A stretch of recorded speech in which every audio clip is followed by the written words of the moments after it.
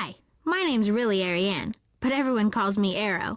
I just know my parents won't understand why I dropped out of orchestra. How am I gonna tell them?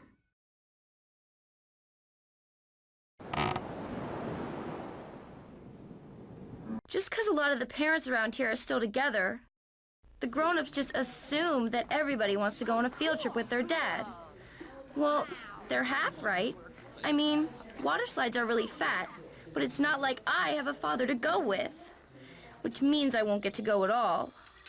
I told my mom about it, but she just rolled her eyes and went off to her dumb old job. Great. Everyone I know will be goofing off, and all I have to look forward to is a special project day at school.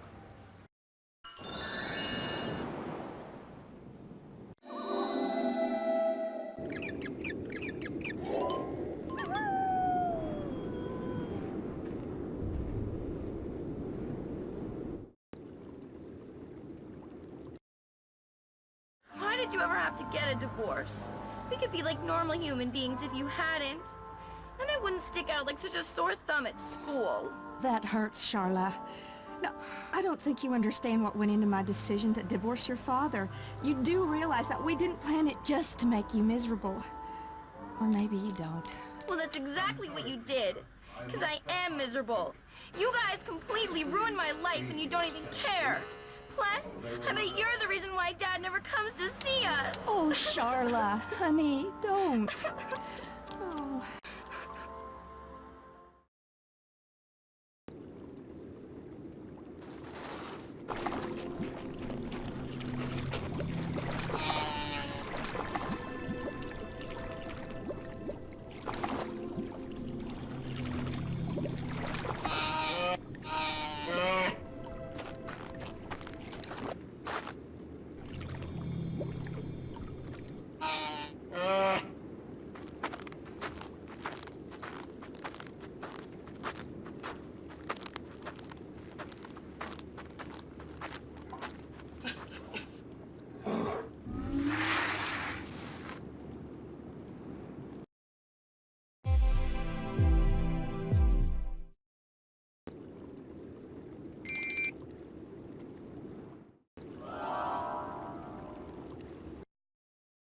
Emil?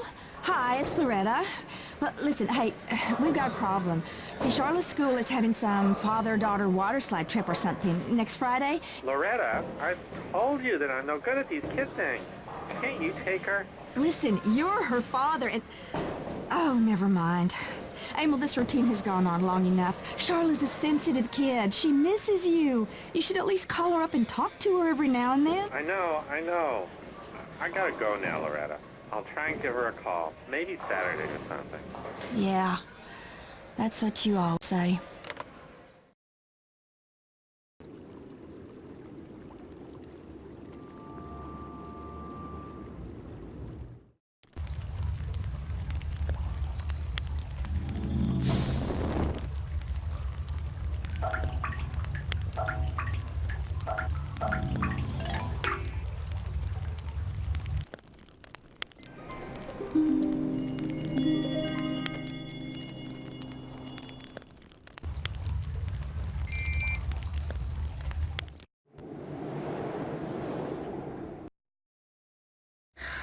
And now I'll probably get one of those infrequent phone calls from my dad.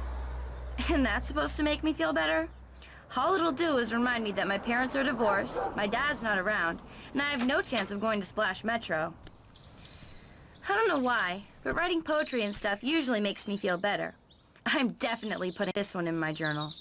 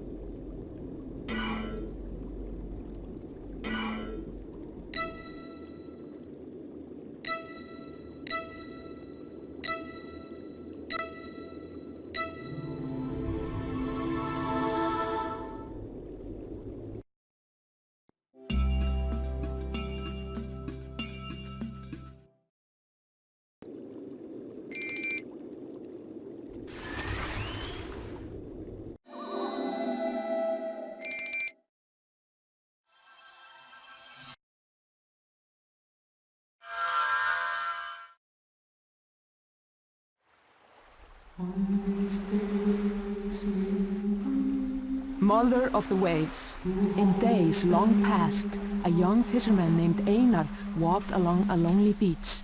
Soon, a strange, unearthly singing drew him toward a mysterious cave. There, piled on the rocks at the cave's mouth, lay 5 discarded sealskins.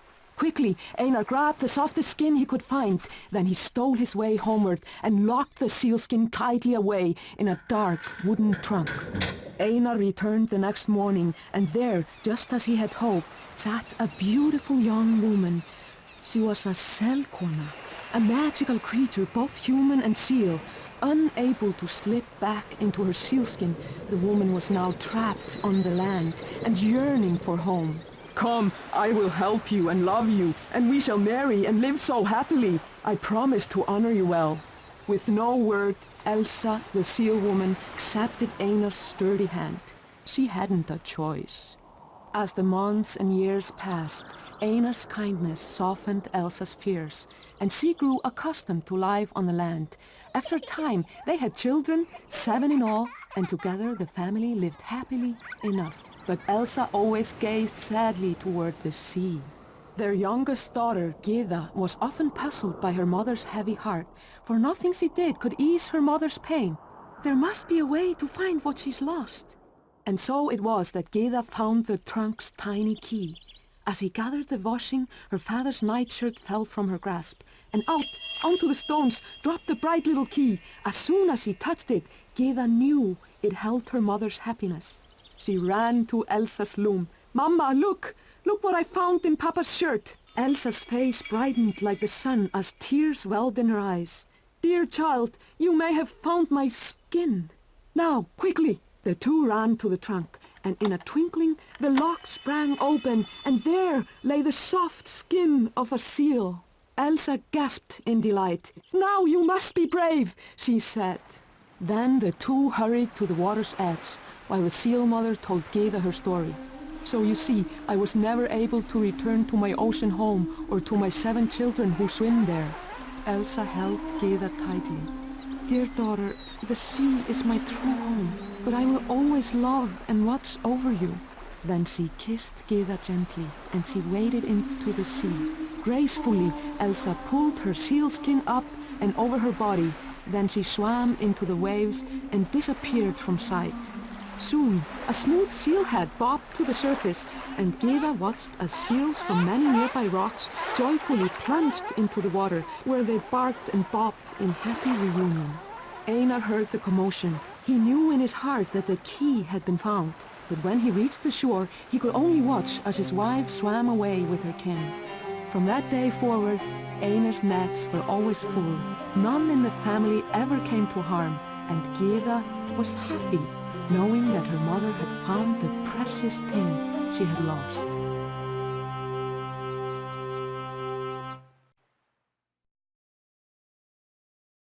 So my dad called and told me some stuff I never knew before. He told me how much better things are for both him and Mom since they broke up. He said they were more like torn-apart people when they were together. Dad says he feels much better now. All I know is that I'm learning how to pick the people I spend time with, too. I asked my Uncle Horace if he'd take me to Splash Metro, and he said yes. Uncle Horace always tells me great stories, and he even asks me to read my poetry. Splash Metro's going to be the coolest.